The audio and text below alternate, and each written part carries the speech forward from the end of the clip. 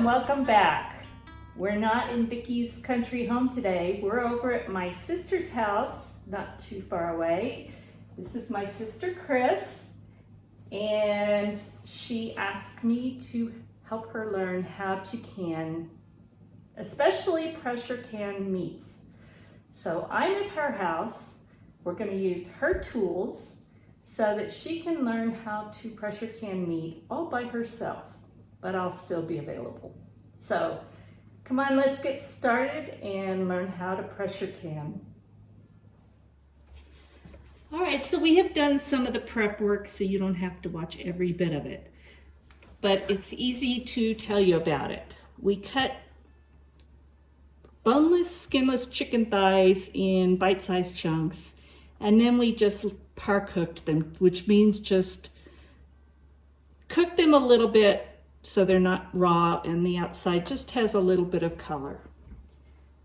And I have used the chicken broth that came from that and some Better Than bouillon because we're going to cook it in broth and not raw pack. So those are already prepared, and we have her All-American canner set up with 3 inches of water in the bottom. We're going to dump just a splash of vinegar in it so you don't have hard water deposits. Maybe 1/4 cup. I don't even know if it's that much. We've got our jars washed and sterilized and hot because we're packing hot meat and hot broth. And we have all our tools right here ready to go. So I'm going to put Chris to work now. So Chris, if you'll get out a couple of the hot jars. Okay. And I'm going to let you do this as I talk you through it. Okay. We need a spoon for this. A small spoon to go Yeah, in there? that'll work. That'll Will be work. okay? Yep. Okay. So what we're going to do is she's going to take some of the chicken and put in the jar. And we're not going to pack it tight because we're using broth. If you're doing ugly chicken or raw packed chicken, then you pack it a lot tighter. But we're using the broth, so we want to leave a little bit of space for that. So Is that good? Keep put going. some more. Now, take your debubbler and kind of poke it around because there's probably not, yeah, see, it went down quite a bit. Yeah, it did. Wow. Yeah, so I would put some more chicken. Just set this here. Yeah, Is just it set okay? that on your cloth.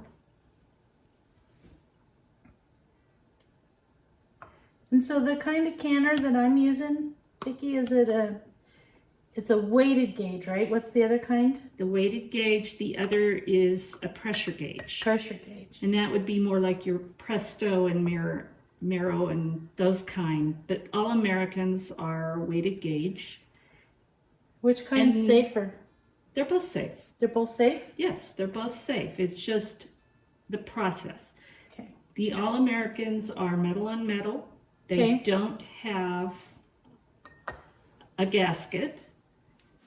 The Presto canner has a gasket, and it uses a pressure gauge that you need to watch pretty steadily. The All American, it's a weighted gauge, so it has a pressure gauge on it, but you're not relying on that for safety. Okay. You're relying on the weight, putting on it the right pressure, and listening for how it is releasing steam. Okay, that's plenty of chicken in each one. Okay. So let's show them what it looks like. So it's not tightly packed, but it is fairly full. I like doing this because you have the broth, and I think the chunks stay firmer and better shape and texture. So that's why we're doing it that way. So now put your little funnel back on. Okay. And very carefully get some of that broth. All right.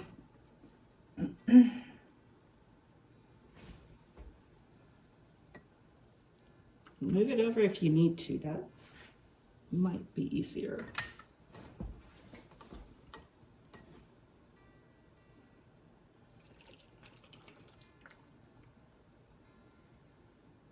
Now what we're looking for is 1 inch of headspace at the top of the jar. 1 inch of headspace, okay. So basically to this ring right here. Uh-oh, I might have to put my Keep glasses going. on, all right. I'll help you. Okay. A little bit more. More than that even? A little bit. Okay. There you go. Now switch jars. So we'll do the same with that one. Okay.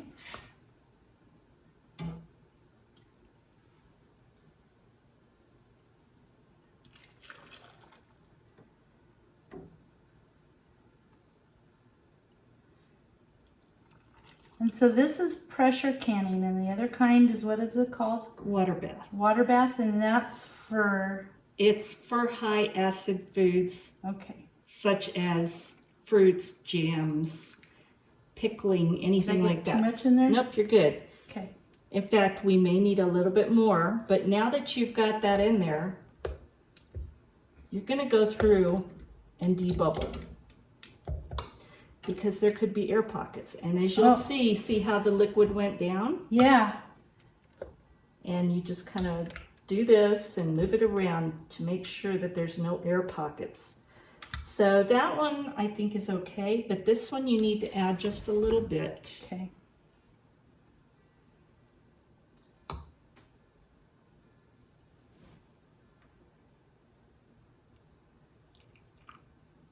There you go. That's it. That's it. Okay. Now those jars are full. Okay. So now you're going to take that cloth. And what we didn't, we cleaned the jars thoroughly, we sanitized them, got them hot. But one thing you always do, you always run your finger around the rim and make sure there is no crack, no chip, nothing that could cause the seal to fail. Okay. So now dip that in the vinegar. And because this is meat and it does have some fats in it, I clean them very, very well. So I go around, and you don't have to clean outside. Oh, All you have to get is that very top. just the top. Some people go around it, and that's okay. It won't hurt. But I would move the cloth now and do it again, because you want to make sure there's absolutely no grease or food particle left on there. Okay. Good. All right, so now we're going to get our lid. Ooh, well, that didn't work well. And this is not a real strong magnet, so I'll pick it up with it. You put your lid on and center it. And let's see, we'll get these over here. And then we're going to put the ring on finger tight. And this is what you need to learn. Uh-oh. So I'll let you do the next one. See how it just little resistance and I'm barely, Yep. that's finger tight. Finger tight. Okay. You don't want to over tighten or under tighten. So now we're going to put that jar in the canner. And I'll let you do this one. Okay. Make sure it's centered. I would just lift it off there because that magnet's not super strong. Okay.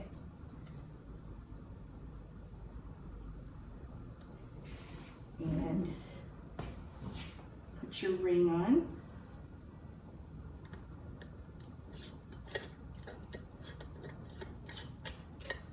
I think I'm ring challenged. Got it on kind of sideways. I So do make have it on sure sideways. that's on there straight, and then make sure it's level.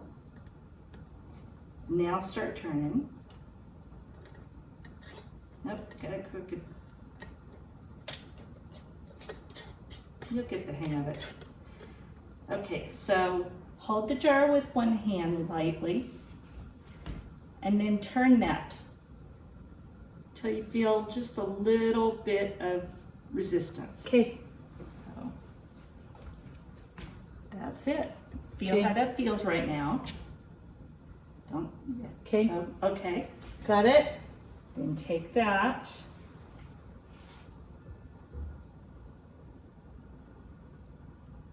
Got it?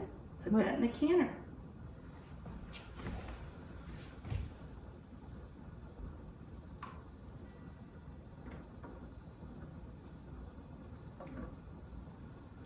Can they touch each other in the canner? You would ideally like just a tiny bit, but I would wait until you get everything in on that level because Okay. they'll probably shift around. Okay. So it's okay. Okay, good. So now we just keep doing this Okay. and get more jars out and keep adding. Okay. All right, sister. We have put in the jars chicken and broth, 21 pint jars in her 30-quart All-American, and the lid is barely going to fit on this because of the clearance of her microwave. We're going to make it work. So first of all, on an All-American, you have no gasket. So you need to make sure to put a very light coating of either oil or Vaseline just around this beveled inside edge. That's the only place you need to put it. And then what we're going to do is very carefully, she and I are going to move this forward. Just walk it a little bit. Okay, stop.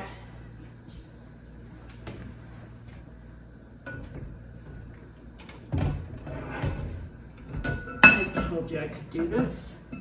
Well done.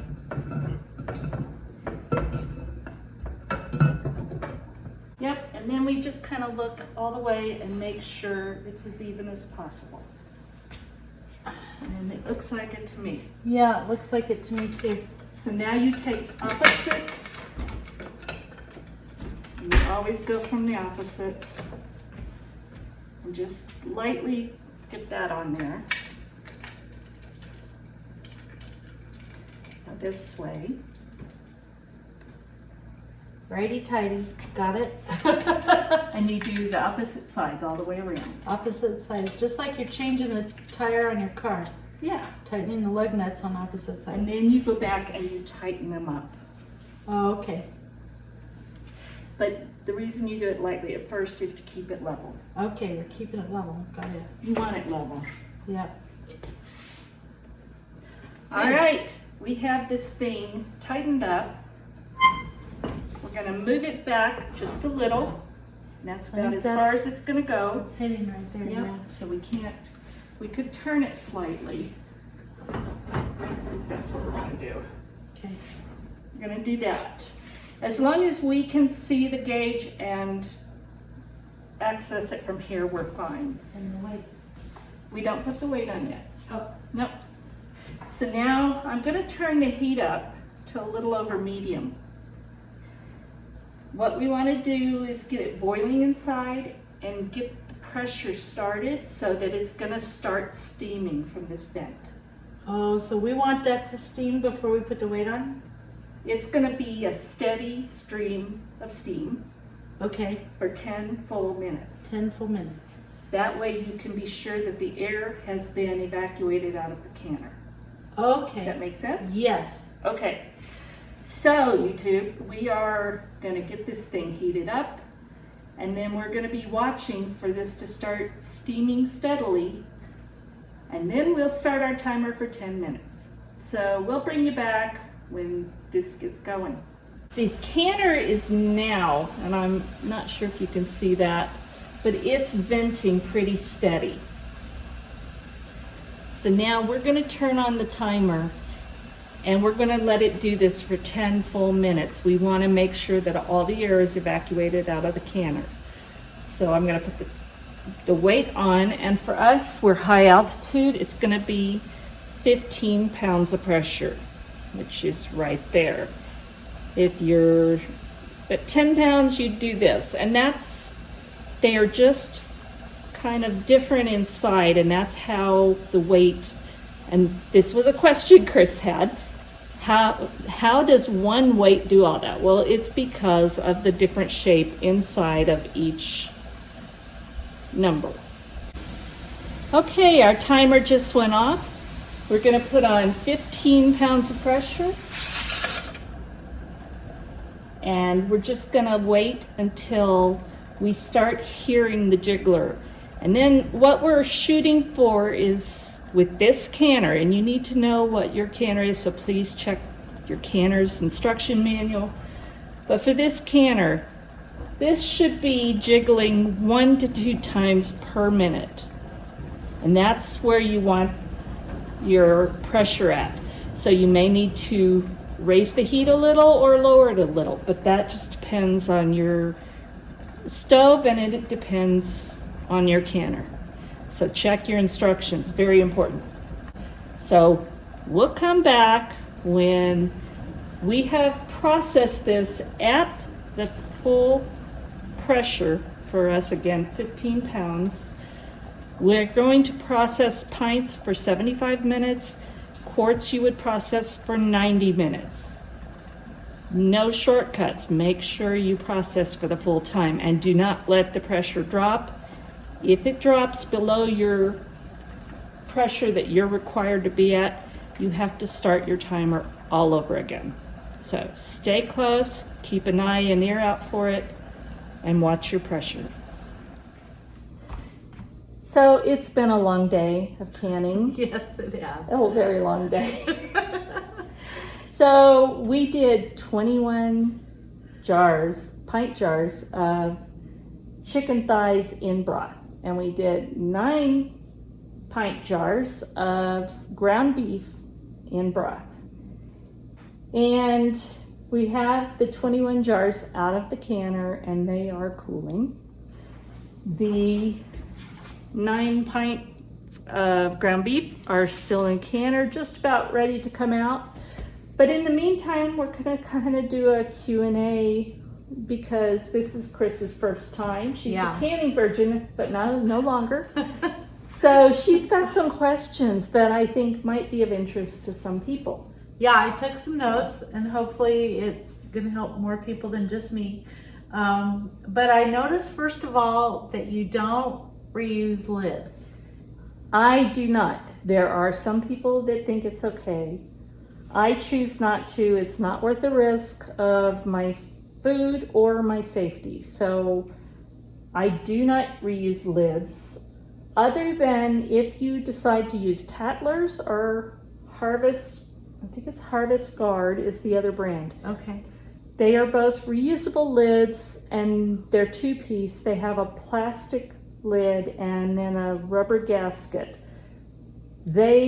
The lids can be reused, as far as I know, indefinitely. The gaskets usually 9 to 10 times. Okay. I have used both. I have had maybe a couple failures over the years with Tattler. So far, none with Harvest Guard. That's so good. I'm happy with them. You do a little bit different process. Okay. And you do pay more for them, but they're reusable. So in my book, it's worth it. Okay. It's not ones I give away to anybody. Yeah. If I use those reusable lids, it's something that I'm going to use in my house, because people don't tend to respect that. But those I will reuse. The plastic flat lids I will not reuse. Those are one-use throwaways. Okay. But the rings that hold them down, you can reuse, Rings right? you can always reuse. Okay. I look for rust or any damage to them, Okay. but most of them last way longer than I do. Oh, So that's good. I reuse the rings. That's good. Okay, that's cool. And I noticed that so the ground beef's still in there, but when we took the chicken out, it was a very slow process. Yes. And why did we take so much time to do that? When I first learned to can, I never heard about the slow process to take them slowly out of the canner and then out onto the counter. But I have learned over the years that if you just immediately take the lid off after you come down to zero pressure and put them on the counter, you're normally going to have evacuation of liquid or solids out of the jars into your canner or onto your countertop, and either one is not okay because you're losing good food and you're losing liquid that will help protect your food long term. What I've learned is, and this is what I practice, when the pressure comes down to zero, and we'll show you that process. When you get down to zero pressure, you check the weighted gauge. You press on it and see if there's any hissing, so you'll know if there's any pressure left in the canner. Once there's no pressure, take the weighted gauge off. Okay. At that point, wait 5 minutes. Put a timer on, walk away. After you wait the 5 minutes, then you open up the canner and you just kind of cock the lid just a little bit to let more of the heat out. Wait 5 minutes. Okay. After that, take the lid off and wait 5 minutes. It sounds like a big process, but what I've found over the years is you are not going to lose as much liquid out of your jars. Your product is going to be much better. Your seals are going to be much better. It's worth the time and effort that it takes. If the food does evacuate a little bit, does that It doesn't give an opportunity for necessarily it not to seal well? It doesn't necessarily mean it's going to go bad. It does Okay. mean there's a possibility something can get underneath the seal and cause it to fail, Okay. which is not worth it. No. So that little bit of time, even after a long day of canning, is totally worth it. Yeah, totally is. Yeah. That's good. That was really important. And you mentioned something about flat sour to me. What is that? Flat sour, and I have had this happen. You spend all day canning, and it's been a really long day. It might be midnight, 1 o'clock in the morning. And you think, I'm just going to leave it in the canner until tomorrow. Okay. I won't do it anymore. I don't believe flat sour is dangerous. I don't think it'll hurt you, but you don't want to eat it. It's going to have a terrible taste. Ooh. You'll know it. As soon as you taste it, you'll know it's flat sour. It's just a very flat and sour taste. So that's just from sitting in the canner overnight? And I don't know why. Oh, okay. Honestly, I really don't know. I Okay. just know I've had it happen and I've heard about it over the years. Okay. I don't care how tired you are, go to bed, set a timer, wake up, come take those things out of the canner Okay. because it's not worth ruining all that work that you just put into it. No, absolutely not. Yeah. Okay, good. And initially, I didn't realize that there were two different types of canners that you can use when you're doing pressurized canning. So there's, what are the kinds again, and why do you prefer one over the There's other? a weighted gauge, which the All-American is a weighted gauge. Okay. It does have a pressure gauge on it, but you're relying on the weighted gauge. There's the pressure gauge, which is this round gauge. You would have those on the Presto and I think the Miro. I'm not really sure. I know the Presto is like that. Okay. The pressure gauge, I have it, I use it. I do have a Presto. I haven't used much lately. But it's recommended you every year have that tested. And normally you would go to your county extension service and have them test it. I'm going to tell you our county extension service here is terrible. And Yeah. you have to make an appointment, you have to take your whole canner, you have to spend time, and you have to pay. And I don't know how it is other places, but I don't think it's that involved. Okay. But for me and my life and time, I don't have time for that. I prefer the weighted gauge either way. If I am using a pressure gauge, I have to sit in front of that canner for the entire processing time, because if you go off 10 minutes, you come back and it's gone below the pressure, you have to start your timing all over again. Oh, wow. The weighted gauge, I have to stay close, but I can listen to it. And basically what you're doing is, on the All-American, you have this little round gauge and you have 5, 10, and 15 pounds of pressure, and it's the difference is in how they're bored out of the edges of this weight. So for us, 15 pounds of pressure, this is going to regulate the pressure in the canner much better, and I can tell by listening if my canner is at the correct pressure. So I can be cooking supper or doing things close by. Never leave the room, ever, ever, ever. Stay close by. Good. But I can be in the room doing other things, and I don't have to have my eyes glued to a gauge. So I prefer the weighted gauge. It's a more constant, reliable. To me, it's a pressure, mechanical gauge, right? and it's going to be reliable. Good. Without worrying about, is this gauge calibrated? Okay, so you And don't have to no. have to calibrate it all the time. That's No. good. And you don't have to watch it with your eyes all the time. You can just listen. I can do other things close by. Okay, good. That's Yep. good. That's great.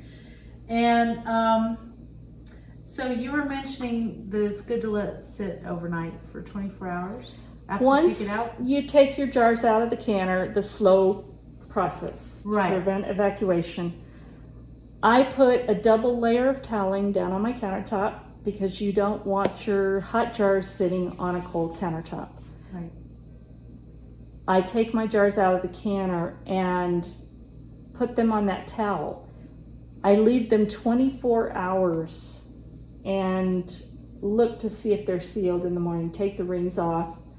I lift them by the edges of the lid Oh, really? to make sure that the seal is good. And it won't break the seal? No, if Okay. they are sealed properly. If they're not sealed, put the ring on, put it in the refrigerator, and use it within a week, or you reprocess the full timing. Wow. If you have any kind of draft in your room, and today was a test of that. Yes, it was. It was a very hot day earlier, and then we had a thunderstorm come through and wind, and then got very cool. Yeah. Because we're off grid, and she's off grid also, we put a towel over the jars to protect them from drafts, because the draft could create such a difference in temperature that it could break your jars. Oh, okay. We're not willing to do that. No. So we have them covered with a towel, and they're doing well. And they were still boiling in They the jar. They will boil when for we a put while. them on the counter Yeah, even. They will. That was amazing. Yeah. I didn't expect that Pretty to be hot. the case. Yeah. I was surprised. Yeah. And so with that, if there's a lid filler, I guess you mentioned that if the lid fails, so you lift it by the edges, and if it doesn't hold, then you have to use it like within a week, put it in the refrigerator Yes. or reprocess. Okay, Yes. gotcha. And then the separators in the canner.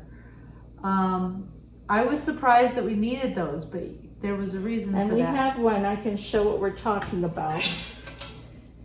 You never put can jars directly on the bottom of the canner, because that direct contact can cause breakage. So you have your separators, and it's just like a raised platform, aluminum, really thin.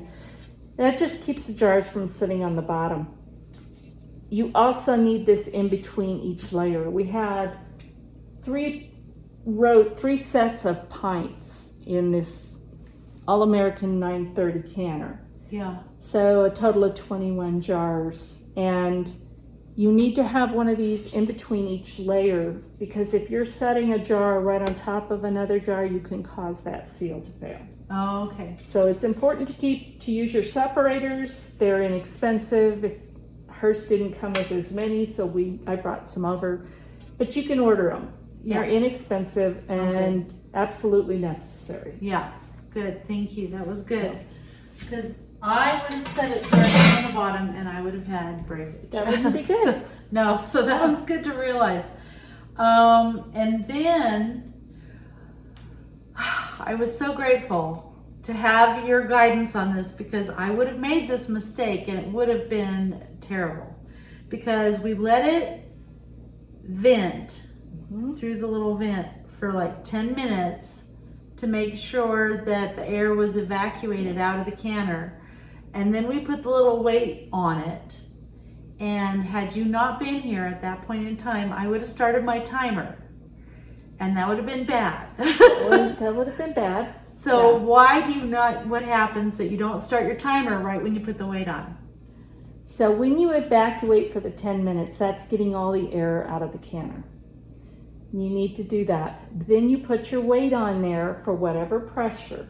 Yeah. In our case, 15 pounds of pressure. Yeah. But you're not at 15 pounds of pressure yet. You have to wait until it's been evacuating the air, but there's still no high pressure. So you need to wait until that pressure builds up to whatever pressure you're at. Okay. For us, 15 pounds. Then once it's at that point, then you start your timer. Okay. And you never let it go below that pressure. You always keep it at that pressure, preferably. And if it goes a little above, it's okay, but keep an eye on it. Okay. Because you were constantly, once we put the little weight on, you were listening, and then you were adjusting the heat and listening and adjusting the heat. And because Chris has never canned on this range or with these canners. It's all this is new. my first time. Yeah. So we had to make sure that we were checking to make sure that it wasn't too high or too low. And it took a little while to get it right to the right heat level. It took some attention and focus. We had to stay close by. We had to listen constantly. Yeah. And now you have an idea where it's going to be. I do. But it can change. Yeah. So you're always going to be close and always listening. Yeah. Okay, that's good. That was awesome. And then I think the last thing that was awesome was the app that you told me about. There is an app called Canning Timer and Checklist. Yes. By Oregon State University. You can get on your phone. Yeah. And I don't use it because I know the steps. They're just kind of in my head. But Chris is new to it. Yeah. And if I'm not here with her, there's so many details that if you are not being careful, you're risking failure and that could be botulism or whatever. Yeah, it's it could not be deadly. worth it. Right. So this is a free app on your phone. Yeah. It's well worth using if you're new to canning, because you can open the app and it immediately will say, what are you going to can? Is it going to be meats, vegetables, seafood, fruit? Yeah. You choose that and it steps you through everything. So you say, I'm going to can meat. Okay, what kind of meat? I'm going to can chicken. Okay, and hot pack, cold, everything is there. Yeah. It walks you through the steps. So if you are looking at the app, it'll tell you what to do next. When it's time, you could do the next step. And then it also has the timers for the venting of the pressure canner. Yeah. It has the timing for how to process. Yeah. It does not have the timing of how to take jars out with the 5 minutes. Right. But everything else is there. So if you're new to canning, I highly recommend using the free app. Yeah, and if you're not available to talk me through it next time, then I'll have that to help me. So that's there good. There you go. Yeah. That's great. That's good. So this is done now, right? So in her All-American 921, we have ground beef that we canned. and it's down to 0, and I press on this, there's no hissing. So we take the weight off. Good. And we're gonna wait 5 minutes before we do anything else. We're gonna just open these, but let it sit for 5 minutes. We wanna make sure that it has time to equalize. All right, so we have waited the 5 minutes. We've got the valves all open, and we're just gonna take it and just kind of put the lid off to the side like that. That allows it to cool off a little more. We're gonna wait another 5 minutes. Okay, we have waited another 5 minutes with the lid cocked sideways, and it's very hot. All right, been 5 minutes. Time to take these out. Now, as Chris reminded me, she tried to pick up a jar earlier and did not get a good grip. Make sure that your jar lifter has a solid grip on the jar, and I always have an oven mitt underneath it just to help support it. So we're gonna take these jars out and put them on a double layer of toweling. Oh, okay. I thought you might want them over here. We could, but I think I'm gonna put them over here. Okay. And leave a little bit of room between the jars. It just helps them cool more evenly. Good. But they look beautiful. You know what? One thing we didn't talk about is wide mouth versus small mouth jars. Wide mouth with meats are much easier, and it's what I prefer using. But with ground beef, that's something that it's not as difficult. Mostly, if you are raw packing meats, you want to use wide mouth. But because we pre-cooked and par-cooked both types of meats, you can use the regular mouth jars, but it's still preferred to use wide mouth. I couldn't find any. Right now it's very difficult to find jars, Yeah. any kind of supplies. Yeah.